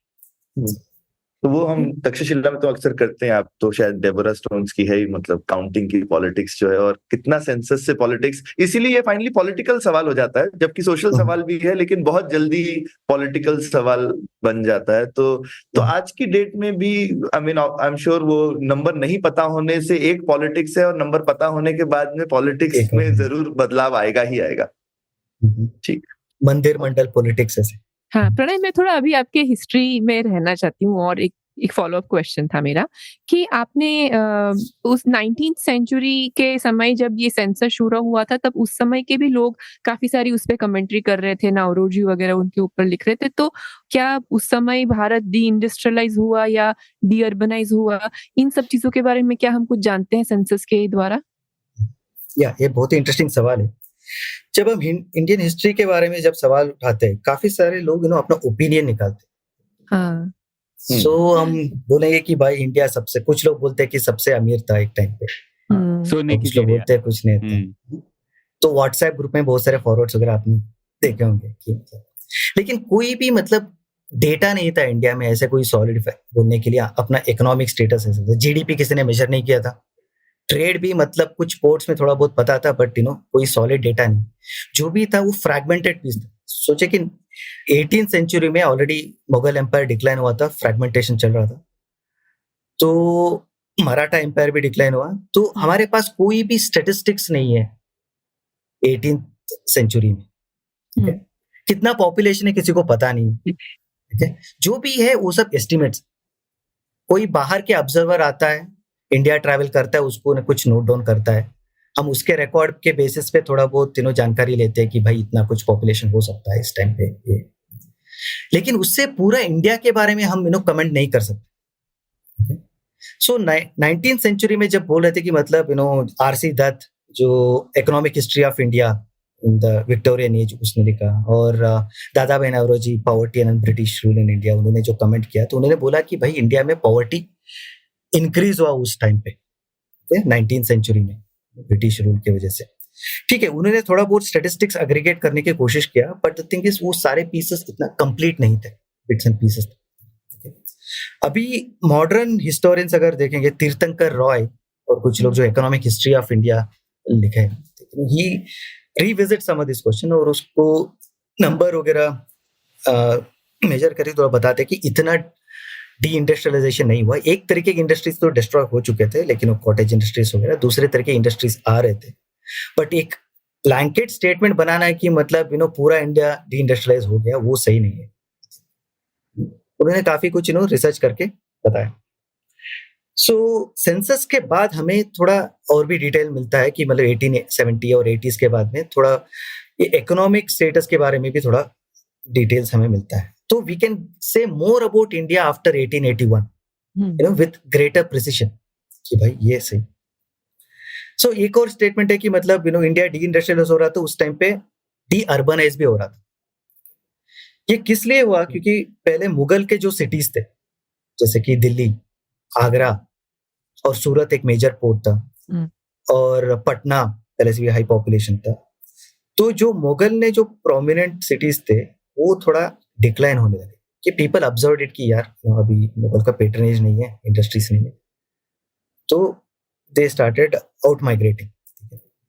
But इसका थोड़ा बहुत population count है, you can see कि इनका जो ranking है relative position वो थोड़ा कम हो रहा है। पर उसका ये मतलब नहीं है पूरा इंडिया में डी अर्बनाइज हो रहा था। सो नए सिटीज भी एमर्ज हो रहे थे। सूरत का डिक्लाइन हुआ तो बॉम्बे का एमरजेंस हुआ, पटना का डिक्लाइन हुआ तो कोलकाता का एमरजेंस हुआ। और ऐसे बैंगलोर, साउथ में बैंगलोर और मद्रास, तो ये सिटीज में मतलब पॉपुलेशन बढ़ते गए। जो पुराने सिटीज है वो थोड़ा डिक्लाइन फेज में चले गए, इवन पुणे कुछ सिटियों पे मतलब डिक्लाइन। तो अर्बनाइजेशन के ऊपर जो कमेंट करते हैं, तो ये पूरा होलिस्टिकली आपको देखना पड़ता है, ना कि सिर्फ एक दो सिटीज के पॉपुलेशन बेसिस पे आप पूरा इन्फ्लुएंस नहीं कर सकते।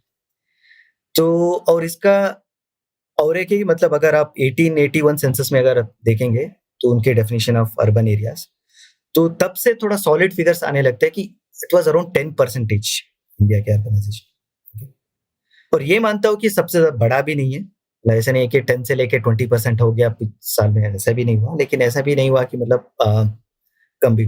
तो ये डी अर्बनाइजेशन जो बोलते हैं वो मेरे ख्याल से सही नहीं है, और ज्यादा डेटा से मतलब उसको हम साबित नहीं कर सकते डी अर्बनाइजेशन। बहुत सही। तो अब ये हम लोगों ने थोड़े इतिहास की बात की, अब हम लोग आ जाते हैं आज के टाइम पर, और वहां से ही जुड़े हुए जो डेमोग्राफी से सवाल है वो समझने की कोशिश करते हैं। तो सबसे पहले तो ये भारत का एज पिरामिड जो हम लोग कहते हैं वो किस तरीके का है, वो किस तरीके से बढ़ रहा है? जैसे कि हम लोगों ने डिपेंडेंसी रेशियो की बात की, कुछ लोग कह रहे हैं कि डिपेंडेंसी रेशियो भी पीक हो जाएगा, हमारे पास बस 10-15 साल है, उसके बाद पीक हो जाएगा डिपेंडेंसी रेशियो, फिर हमें भी वो प्रॉब्लम होने लगेंगे जो शायद चीन को हो रहे हैं अभी। तो हम कैसे समझे इन सब चीज को, कैसे बदल रहा है ये एज पिरामिड, ये बताइए। सो पिरामिड्स, पहले पिरामिड हुआ करता था, अभी पॉट हो रहा है। अच्छा। सो अगर आप उसका शेप देखेंगे ना तो वो सुराही या ऐसा मटकी एक तरीके से। तो उसका मेन रीजन है, जो जब बहुत सारे बच्चे पैदा होते हैं, फर्टिलिटी रेट बहुत ज्यादा रहता है, तब बच्चों का पॉपुलेशन 0 to 5 वो सबसे ज्यादा रहता है। तो ये कैसे रहा, और 5 to 10, 10 to 15 ईयर्स ये सब आप देखिए जाए तो वो कम होता जाता है, इसलिए थोड़ा पिरामिड की तरह दिखता है। लेकिन जब एक फर्टिलिटी ट्रांजिशन बोलते हैं, जब लोग कम बच्चे होने लगते हैं, so because of education and income and some of these reasons, तब पिरामिड थोड़ा बदलने लगता है। तो अभी क्या हुआ है 2010 से, तो हमारा अगर 5 से 10 एज ग्रुप अगर देखेंगे, वो 0 से 5 साल के जो बच्चे हैं उससे बड़ा है, 0 के 5 साल के बच्चे एक्चुअली 5 से 10 से कम है। तो फर्स्ट टाइम we see कि there are less children in the 0 to 5 years than 5 to 10 years। तो ये एक सिंबल है कि मतलब हमारा काफी फर्टिलिटी डिक्लाइन हुआ है। और इससे फर्स्ट थिंग आपको देखने मिलेगा कि बच्चों के पॉपुलेशन, लोग बोल रहे हैं कि इंडिया की पॉपुलेशन बढ़ रहा है, ठीक है बढ़ रहा है, यू नो, तो फर्टिलिटी रेट बहुत कम है, बट ओवरऑल इंडिया के पॉपुलेशन अभी भी बढ़ रहा है, क्योंकि सबसे ज्यादा लोग जो रिप्रोडक्टिव एज ग्रुप में बोलते हैं ना, जो वैवाहित लोग, तो दे स्टिल हैव किड्स, उससे थोड़ा बढ़ता है। लेकिन 2010 से आपको देखा जाएगा ऑलरेडी बच्चों के पॉपुलेशन कम हो रहा है इंडिया में। सो इसका फर्स्ट इंप्लीकेशन क्या है, आंगनवाड़ी में टोटल बच्चे कम हो गए, स्कूल्स में बच्चे कम हो गए, we are already seeing it. ऐसे नहीं है कि मतलब हमें वेट करना पड़ रहा है। सो अगर टोटल एनरोलमेंट अगर देखेंगे डाइस डेटा से, अगर वो इंडिया में पिछले 10 साल से बढ़ा नहीं, इनफैक्ट कम हो जाएगा, यूनिवर्सल एनरोलमेंट वगैरह अगर दिया जाए। तो इससे क्या हो रहा है, जब बच्चे कम होते हैं तो पिरामिड थोड़ा पॉट बनता है, पॉट थोड़ा कोनिकल शेप लेने लगता है, क्योंकि every 5 year people age by 5 years, तो ऐसे ऊपर बढ़ता जाता है। तो वैसे गमले जैसा हो जाएगा बेसिकली, गमले जैसे एग्जैक्टली। लेकिन किस हद से वो हो रहा है, तो प्रॉब्लम ये है कि मतलब जब गमले जैसे होने लगता है कि मतलब जो यूथ के जो एंट्री होता है तो वो भी बढ़ता जाता है। तो 15 to 20 बढ़ते रहेंगे, और 20 to 25 जो लोग एक्चुअली काम करना चाहिए। लेकिन इंडिया में बहुत सारे लोग अभी भी इस एज ग्रुप में एम्प्लॉयड नहीं है, 20 to 24 अनएम्प्लॉयमेंट रेट ज्यादा है, और कुछ लोग वॉलंटरली अनएम्प्लॉयड है, एंट्रेंस एग्जाम प्रिपेयर कर रहे हैं, यूपीएससी की तैयारी कर रहे हैं काफी सारे। तो सो इंडिया में ये है कि मतलब ये जो बच्चे लेबर फोर्स एंट्री कर रहे हैं, तो वो ज्यादा एक स्किल्ड नहीं है, और मार्केट में इतने सारे जॉब्स नहीं है, तो उसके वजह से प्रॉब्लम होता है। ठीक है, यूथ पॉपुलेशन तो है, ठीक है, वो कुछ भी कर सकते हैं, पर थिंग इज उनको स्किल होना चाहिए। अगर आप साउथ ईस्ट एशियन नेशंस को अगर देखेंगे, जैसे कि साउथ कोरिया, सिंगापुर, वो सब 1960s to 80s उनको एक डेमोग्राफिक बूस्ट मिला, डिविडेंड, क्योंकि उन लोगों ने मार्केट ओपन किया था, स्किल बिल्डिंग अच्छा था, उनके सारे सेकेंडरी एजुकेशन यूनिवर्सल। इंडिया में एक चीज है, सो जो लोग ग्रेजुएट हो रहे हैं, मतलब जो लोग 15 से 20 साल, जो लोग वर्किंग एज पॉपुलेशन पे आ रहे हैं, बहुत सारे लोग अभी भी स्पेशली बिहार और यूपी में सिर्फ 8वीं तक पढ़े। Okay, so secondary school India में अभी तक यूनिवर्सल नहीं है, प्राइमरी स्कूल यूनिवर्सल है। तो स्किल डेवलपमेंट जो चाहिए तो वो कम हुआ। जब स्किल डेवलपमेंट नहीं है और लोग लेबर फोर्स एंट्री कर रहे हैं और उनको सही तरीके से नौकरी नहीं मिल रहा है, जो लोग पढ़ते हैं वो लोग सरकारी नौकरी पे डिपेंडेंट है, यूपीएससी की तैयारी कर रहे हैं। So what we see is a crisis, it's actually not a dividend, it's a major crisis. तो I don't know, so bulge तो हो रहा है 2040 तक, हमारा मतलब प्रोजेक्शन से कि मतलब बल्ज रहेगा, ओके, बट उसका कितना फायदा हो रहा है, it is very hard to estimate unless we skill them. और ये यूनिफॉर्मली नहीं हो रहा है, अलग अलग स्टेट में अलग अलग है। जैसे कि केरला और तमिलनाडु में बहुत पहले फर्टिलिटी ट्रांजिशन किया उन्होंने, 20-30 साल पहले, उनका ऑलरेडी एक स्टेबल रिजिम पे आ गया है। They are not experiencing any demographic bulge, they are decline. तो उनका क्या हो रहा है, उल्टा है कि मतलब यूथ पॉपुलेशन थोड़ा कम हो रहा है, so they have to import labour force from outside. Kerala में क्या है, कुछ लोग बाहर भी जाते हैं, मेल लोग, गल्फ कंट्रीज, फर्टिलिटी रेट कम है, यूथ पॉपुलेशन कम है, तो सबसे ज्यादा नॉर्थ और नॉर्थ ईस्ट स्टेट से माइग्रेट होते हैं। तो वही लोग यहाँ के लेबर फोर्स, मैनुअल लेबर वगैरह वो लोग करते हैं। तो यू विल सी अलग अलग स्टेट में थोड़ा अलग अलग इम्प्लीकेशन, क्योंकि अलग अलग डेमोग्राफिक ट्रांजिशन हिस्ट्री है। तो ये बेसिकली स्टेट्स को अपनी अलग अलग स्टेट को ऑलमोस्ट अपनी पॉलिसी, इंडिया के स्टेट्स ही इतने बड़े हैं जिनका पॉपुलेशन इतना ज्यादा है वगैरह, तो आप इसको एज ए नेशनल क्राइसिस देखना बड़ा मुश्किल है, इसको एज ए स्टेट लेवल देखना पड़ेगा लोगों को। हाँ, क्योंकि ये सिर्फ पॉपुलेशन का नहीं, ये एम्प्लॉयमेंट अपॉर्चुनिटी का भी है ना, it's also about economy and market. So अगर लेकिन महाराष्ट्र में तो ज्यादा जॉब्स है, तो यहाँ पर इवन यूथ पॉपुलेशन हो तो थोड़ा बहुत उनको नौकरी मिलता है। लेकिन इमेजिन वो बिहार में अभी फर्टिलिटी रेट 3 है, तो उनका यूथ पॉपुलेशन ज्यादा है, तो मार्केट लाइक मैच्योर नहीं है, जॉब्स नहीं है, उनको कोई और तरह नहीं है, सिर्फ माइग्रेट करना, दिल्ली जाते हैं या मुंबई जाते हैं या केरला जाते हैं। तो it drives migration out, specially male migration पूरा। तो जो अच्छे स्टेट होते हैं थोड़ा बहुत उनके पॉलिसी मेंटेन कर सकते हैं, लेकिन काफी सारे स्टेट्स में ये प्रॉब्लम है। अगर हम लोग राष्ट्रीय तौर पर देखें तो एक चीज उभर के आ रही है कि कहीं पे लोग बहुत ज्यादा कम हो रहे हैं और कहीं पे लोग कम हो रहे हैं लेकिन उस सेम गति से नहीं हो रहे हैं। लेकिन एक तरीके से हम लोग वो बल्ज 2040 के बाद भी घट जाएगा। तो हम लोग ऐसा सोचेगा कि मतलब पब्लिक पॉलिसी, लोक नीति के दृष्टिकोण से माइग्रेशन का इजी होना बहुत जरूरी होगा हर तरह के राज्य के लिए। अगर आपकी आबादी घट रही है तो आपको लोग आना पड़ेगा, अगर आपको इकोनॉमी आपकी चलती रहनी है, और अगर आपके पास जॉब्स नहीं है तो आपको लोग एनीवेज एक्सपोर्ट करने हैं। तो ऐसा सोचना शायद जरूरी है कि ऐसे चिन्मय तुम्बे ने भी लिखा था, इंटर माइग्रेशन काउंसिल होना चाहिए, या कुछ ऐसी चीजें हम लोगों को सोचनी पड़ेंगी जिससे हम लोग माइग्रेशन को बढ़ावा दे सके। लेकिन हम लोग उल्टी दिशा में जा रहे हैं। तो आपको क्या लगता है इसके बारे में? हाँ, तो ये बहुत सारे सिटी में ये जो एंटी माइग्रेंट सेंटिमेंट जो बन रहा है, तो वो एक्चुअली उन्हीं को हार्मफुल। जैसे मुंबई को किसने बनाया? माइग्रेंट्स ने बनाया। सो अगर 1900 में अगर मुंबई कुछ नहीं था, सो मुंबई तो एक अलग अलग आइलैंड्स थे, बाद में ब्रिटिश ने जोड़ा उसको, तो उनके पॉपुलेशन बढ़ने लगे 1900s में, 10 लाख से ऊपर बढ़ गया। तो जो भी इंडस्ट्री पहले वो जो टेक्सटाइल इंडस्ट्री ये सब हुआ करता था, वो सब माइग्रेंट्स फिलअप करने लगे। बाद में फाइनेंशियल सेक्टर, सब जो भी इकोनॉमिक ग्रोथ है जो मुंबई, वो सब माइग्रेंट की वजह से हुआ। जो कंस्ट्रक्शन इंडस्ट्री में अभी भी है जो लोग मुंबई में, माइग्रेंट्स। सेम विद बैंगलोर में भी आईटी कैपिटल, हमने बैंगलोर पहले बहुत वेलकम किया लोगों को, तो और पॉलिसी भी अच्छी थे, तो मतलब आईटी में मतलब काफी सारे लोग। अभी क्या है कि मतलब वो कन्नड़ा बोलने वाले कम लोग हैं, तो उनको लगता है कि यार इन सबको भगाना चाहिए, एंटी माइग्रेंट सेंटीमेंट। इसके लिए मतलब सिटी को मतलब नुकसान पहुंचेगा, इतना मल्टीकल्चरल नहीं रहेगा, इतना ग्रोथ नहीं रहेगा। मैं बचपन से बैंगलोर में था, तो मैं उसका ग्रोथ मैंने देखा है। तो एक है नॉस्टैल्जिक, अगर फील कर सकते हो तो पहले बैंगलोर की तरह नहीं है, मतलब ट्रैफिक जाम नहीं है ये सब। बट ये भी है कि बहुत सारे लोग मिडिल क्लास में थे, गरीबी में थे बैंगलोर में। अगर उनके फैमिली अगर देखा जाए, अभी उनका लाइफ काफी अच्छा है। जो लोग हाँ। इवन 12th पास जो है बैंगलोर में, उनकी जो जॉब और उनके जो नौकरी मिलता है और जो इनकम है बैंगलोर में, तो इट इज फार बेटर, सो हर एक का एक अपवर्ड मोबिलिटी जो है ना, सबसे ज्यादा हुआ है बैंगलोर और मुंबई जैसे शहरों में, स्पेशली बैंगलोर में तो बोल सकते हो, ठीक है? तो ये ओपननेस की वजह से हुआ है। अगर हम क्लोज कर देते कि नहीं कोई आ नहीं सकता, टैलेंट भी नहीं आ सकता, सिर्फ हम ही लोग करेंगे, नहीं हम लोग नहीं कर सकते, सिर्फ बैंगलोरियन से मतलब नहीं कर सकते।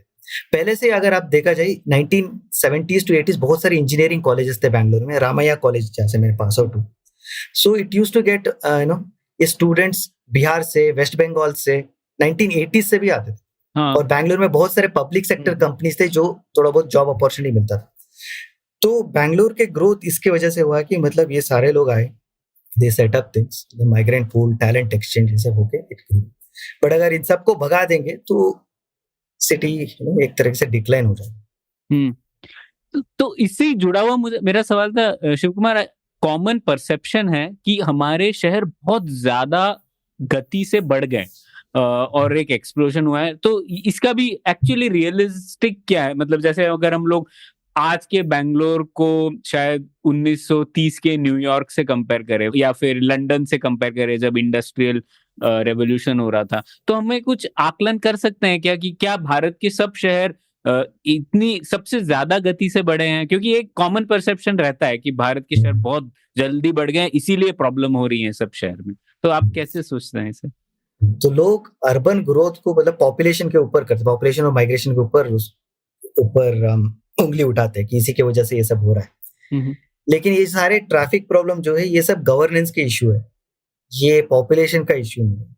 काफी सारे जो लंदन, इवन टोक्यो अगर जाए, टोक्यो में तो 3 करोड़ लोग हैं अर्बन एग्लोमरेशन में। सो इंडिया की इवन दिल्ली से भी बड़ा है। लेकिन अगर टोक्यो जाएंगे तो आपको कुछ नहीं लगेगा कि मतलब ट्रैफिक जाम ही नहीं है उधर। हर जगह पर सबर्बन रेलवे और मेट्रो कनेक्टेड है। तो उन लोगों ने अर्बन पॉपुलेशन को अच्छी तरह से मैनेज किया एक तरीके से। सो हम लोग मैनेज नहीं कर पाते तो पॉपुलेशन के ऊपर उंगली उठाते हैं कि उसको ये करते हैं। तो जब हमें पता है कि मतलब इकोनॉमिक ग्रोथ हो रहा है और लोग आ रहे हैं, लेकिन वो इम्पोर्टेंट है, तो उसकी तरह अपना अर्बन गवर्नेंस भी उसके साथ इम्प्रूव करना चाहिए। लेकिन प्रॉब्लम ये है कि इंडिया में local governments are the weakest. अगर देवेश कपूर, कार्तिक मुरलीधरन, उन सब की अगर आप पढ़ेंगे तो म्युनिसिपल कॉर्पोरेशंस इंडिया में टोटल सिर्फ 100 रुपए अगर टोटल इंडियन गवर्नमेंट अगर खर्च कर रहा है, like state, union plus local government, उसमें से सिर्फ 3 रुपए लेकिन लोकल गवर्नमेंट स्पेंड करते हैं। मतलब उनको कोई यही नहीं है, हाँ मतलब फिस्कल ऑटोनॉमी नहीं है कि मतलब वो लोग रेवेन्यू रेज नहीं कर पाते। सब ऊपर मतलब स्टेट और यूनियन के ऊपर डिपेंडेंट रहते हैं। और ये भी है हिस्टोरिकली हमें इंडिया हमेशा ऐसे सोचा गया था कि मतलब India lives in villages. Gandhi ji ने 1940 में कह दिया कि मतलब इंडिया लिव्स इन विलेजेस, ठीक है। तो सारे जो पॉलिसीज है 1950s के बाद मोस्टली रूरल सेंट्रिक, तो अर्बन सेंट्रिक पॉलिसीज इंडिया में काफी कम है। और शहरीकरण, शहरी विकास, इस सब के लिए इतना इम्पोर्टेंस नहीं दिया गया। बट इसको पॉपुलेशन के ऊपर ब्लेम नहीं करना चाहिए। शिव कुमार, मैं आपसे पूछना चाहती थी और आपने इस विषय पे लिखा भी है, आपने इस पे पेपर भी लिखा है कि जब हम सेंसस में जिस तरह से चीजें मेजर करते हैं, उस मेथोडोलॉजी या उसकी तरीके से भी काफी चीजें हमारी पॉलिसीज पे असर होती है। जैसे कि जो भाषाएं हम काउंट करते हैं या भाषाओं को किस तरह से कैटेगराइज करते हैं, उसका भी असर पड़ता है उस भाषा को बोलने वाले लोगों के ऊपर। तो थोड़ा इस पे बताइए ना, क्योंकि आम जगह पे तो सुनने को नहीं मिलता है इस विषय के बारे में। सो इवन भाषाओं का गिनना भी मतलब सेंसस से शुरू हुआ। तो पहले 19th सेंचुरी में सिर्फ ब्रिटिश पहले ओरिएंटल लैंग्वेजेस में इंटरेस्टेड थे। ओरिएंटल मतलब अरेबिक और संस्कृत और पर्शियन, इन सब में थोड़ा इंटरेस्ट है। और ये जो मिशनरीज ये लोग थे, उन लोगों ने like local languages, vernacular languages जो बोलते हैं उसमें इंटरेस्ट। सो बाद में जब ब्रिटिशर ने ज्यादा इंटरेस्ट लेने लगे कि लैंग्वेजेस इंडिया के बारे में, लेकिन इनको थोड़ा काउंट करना चाहिए, कितने भाषा है और कितने लोग इस भाषा को बोलते हैं, सब ठीक है। तो इंडियंस को भी मतलब इतना नहीं पता भारतीय लोगों को भी मतलब कितने भाषा है। सो सबको सिर्फ मेजर भाषा पता थी या जो भाषा वो लोग बोल रहे थे उसके बारे में जानकारी था, ठीक है? लेकिन किसी को अपना न्यूमेरिकल स्ट्रेंथ पता नहीं था कि कितना। तो अब्राहम ग्रेसन ने तो इंडिया में काम करते थे, उन्होंने एक लिंग्विस्टिक सर्वे स्टार्ट किया 1894 में। वो ऑलमोस्ट 10 साल तक मेन सर्वे गया और उसके बाद वो रिपोर्ट रिलीज करने के लिए 1927 तक वो अलग अलग वॉल्यूम रिलीज करने लगे। उसमें सारे भाषाओं के बारे में उसका क्लासिफिकेशन वगैरह लिखा। तब तक सेंसस तो मतलब पहले सेंसस से मतलब लैंग्वेज के बारे में वो लोग करते थे, लेकिन पूरा क्लासिफिकेशन नहीं था। बहुत सारे लैंग्वेजेस ओमिटेड थे, उनको पता भी नहीं था कि ये लैंग्वेज है, डायलेक्ट। लेकिन ये लिंग्विस्टिक सर्वे के बाद एक लिस्ट आ गया कि भाई ये इतने सारे लैंग्वेजेस है और ये सारे लैंग्वेज फैमिली में बिलोंग करते हैं। जैसे कि कुछ लैंग्वेजेस जो European languages, similarly Indo European languages, Indo Iranian languages, कुछ लोग द्रविडियन लैंग्वेजेस और कुछ ट्राइबल लैंग्वेज जिनको ज्यादा इंपॉर्टेंस नहीं दिया जाता था, लाइक जैसे कि ऑस्ट्रो एशियाटिक लैंग्वेजेस और जो लोग हिमालय में बोलते like Tibeto Burman languages, Tibeto Burmese languages, ये सब थे। ठीक है, जब ये सब गिनने लगे तो उनको पता लगा कितना डाइवर्स है इंडिया में। तो उस टाइम पे एक कुछ लिंग्विस्टिक मूवमेंट्स भी शुरू हुए इंडिया में, जैसे कि इंडियन नेशनल कांग्रेस ने बोला कि हम लोग भाषाओं के हिसाब से हम लोग डिवाइड करेंगे इंडिपेंडेंस के बाद। लेकिन ये सारे भाषा नहीं थे, जो डोमिनेंट लैंग्वेजेस थे उस टाइम पे तेलुगु, कन्नड़ा, कुछ जगह पर इवन उड़ीसा के बारे में भी थोड़ा बहुत मूवमेंट हुए। ठीक है, उन लोगों ने ज्यादा डिमांड किया। तो आप देखेंगे कि मतलब जब लाइक अपने इंडिपेंडेंस के बाद जब हम राज्यों को पहले मतलब रीऑर्गेनाइज करने गए, पहले नेहरू ने बोला कि नहीं अभी भाषाओं के ऊपर रीऑर्गेनाइज करना अच्छा नहीं है क्योंकि इसके बहुत सारे डिविजन्स हो सकते हैं, इंडिया टूट सकता है। तो उनका ये डर था। तो लेकिन बाद में जब 1953 में पोट्टी श्रीरामुलु वो पूरा फास्ट टू डेथ किया, उन्होंने उपवास रखा, उसका मृत्यु हो गया। उसके बाद आंध्र प्रदेश जन्म। तो उसके बाद काफी सारे स्टेट रीऑर्गेनाइजेशन कमिटी फॉर्म, उन्होंने 2 साल में रिपोर्ट निकाला और उसके बाद इंडिया के जो फाउंडेशनल मैप बोलते हैं रीऑर्गेनाइजेशन वो बना, जिसमें साउथ इंडियन स्टेट जो है लार्जली फॉर्म हो चुके थे, लेकिन महाराष्ट्र और गुजरात को एक रखे थे और सारे Hindi so called Hindi belt को एक जोड़े। सो सोचे कि उसमें 14 स्टेट्स बने। इंडिया में कितने थे? ग्रेसन ने बोला ऑलमोस्ट 179 लैंग्वेजेस है और लाइक 300 आसपास डायलेक्ट्स। ठीक है, वो डायलेक्ट और लैंग्वेज में भी प्रॉब्लम है because People's Linguistic Survey of India बोलता है कि ये 780 लैंग्वेजेस है, क्योंकि वो इतना इजी नहीं है डायलेक्ट और लैंग्वेज डिफाइन करना, क्योंकि इट्स लाइक डिस्टिंग्विश बिटवीन हिल और माउंटेन। हिल से माउंटेन कब बनता है किसी को पता नहीं। काफी लोग माउंटेन को हिल बोलते हैं, हिल को माउंटेन बोलते हैं, सब होता रहता है। So language is a dialect with an army and a navy. जो रीजन पे सबसे ज्यादा लाइक पॉलिटिकल पावर था तो वो भाषा बन गया। खड़ी बोली लाइक दिल्ली, वो सब दिल्ली की हिंदी बन गई। कर्नाटक में जो मैसूर में बोला जाता था उसको कन्नड़ा बोलने लगे, मतलब ऑथेंटिक कन्नड़ा बोलने लगे। लेकिन जो एक्चुअल कोस्टल कर्नाटका और नॉर्थ कर्नाटका में जो कन्नड़ा बोलते हैं उसको कोई भाव नहीं दिया, डिस्ट्रीटेड एज अ डायलेक्ट। ठीक है, तो ये क्वेश्चन और लैंग्वेज और डायलेक्ट हमेशा बने रहे। तो इसमें भी मतलब जब कॉन्स्टिट्यूशन फॉर्म हो कुछ लैंग्वेजेस को शेड्यूल में डाल, what we call as scheduled languages. तो लेकिन कोई ऑफिशियल फॉर्मूला नहीं है कि कौन से लैंग्वेज शेड्यूल्ड होना चाहिए कौन से नहीं है। okay? जो लोग सबसे पावरफुल थे, जो ज्यादा एजिटेशन किए, उनको ऑफ कोर्स शेड्यूल्ड लैंग्वेजेस में डाल दिया। okay? जैसे कि एक एग्जांपल देता हूँ, लाइक सिंधी के पॉपुलेशन बहुत कम है, लेकिन सिंधी इज लेकिन शेड्यूल्ड लैंग्वेज। नेपाली भी वैसा ही है, नेपाली इज शेड्यूल्ड लैंग्वेजेस। लेकिन बहुत सारे ऐसे लैंग्वेजेस हैं इंडिया में जो स्पेशली नॉन शेड्यूल्ड लैंग्वेज, जो ट्राइबल एरियाज में ज्यादा बोला जाता है, जैसे कि भिलवाड़ा, जैसे कि वो मध्य प्रदेश, राजस्थान, गुजरात और महाराष्ट्र इस एरिया में बोला जाता है। उनका पॉपुलेशन अगर देखा जाए 1 करोड़ के ऊपर। ठीक है, 1 करोड़ के ऊपर। सिंगापुर डबल ऑफ सिंगापुर अगर आप देखेंगे तो, और बहुत सारे यूरोपियन स्टेट से भी मतलब बड़ा है, स्मॉल स्टेट्स, लेकिन उसको हमने शेड्यूल पे नहीं डाला। सो ऐसे ही गोंडी, गोंडवाना रीजन छत्तीसगढ़ नीचे, वहां पर भी लैंग्वेज क्लास ऑफ लैंग्वेजेस, उनको भी कोई ऑफिशियल रिकॉग्निशन नहीं दिया।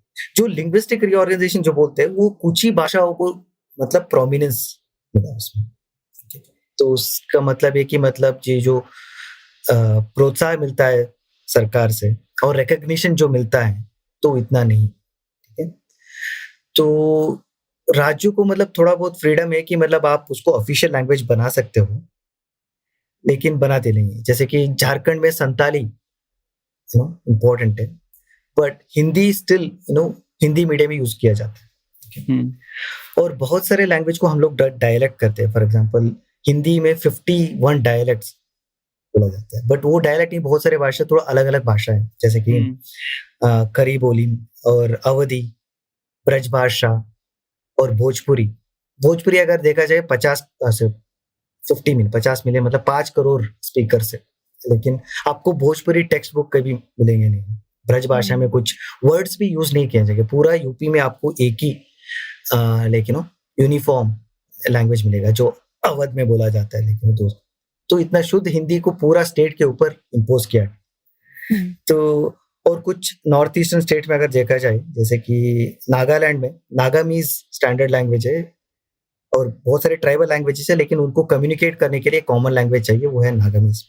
लेकिन वो यूज किया नहीं जाता है, लेकिन वो इंग्लिश ऑफिशियल लैंग्वेज बन गया है।